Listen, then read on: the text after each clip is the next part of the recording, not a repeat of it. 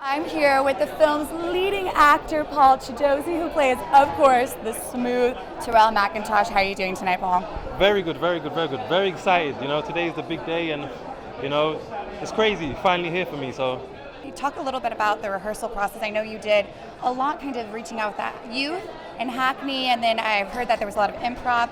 Talk a little bit of how you actually dove into Terrell McIntosh, and how did the director and the rest of the cast help you with that?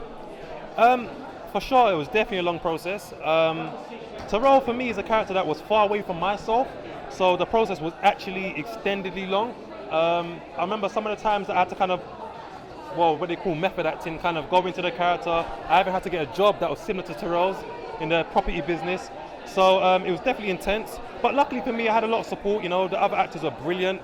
Naeem's just, he's like a godfather when it comes to, you know, what he wants. He just definitely, there's no option for him. So no, it was definitely fun, and he made the process quite enjoyable, as much as it was pressured, you know, but it was good. It was good. So, Brash Young Turk, that word, I feel like I've said it a million times, you know. How would you define, I know from the opening scene, I'm not sure if you've seen the movie, they give the definition of what a Brash Young Turk is, but how would you personally define a Brash Young Turk?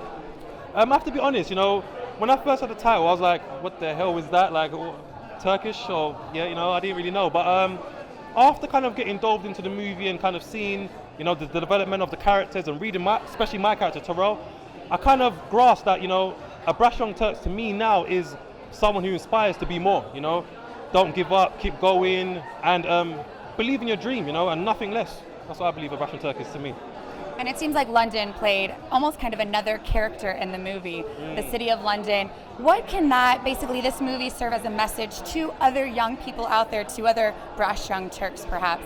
Yeah, for me, I feel like it's not just a movie in terms of people to come and watch and, you know, and be excited and be entertained. I feel like the movie should inspire people to kind of, you know, believe in your dreams, because this film, I don't know if you guys know, but we didn't have the biggest of budgets. We didn't have, you know, all the facilities and, you know, the preparation and the work we had to put in ourselves.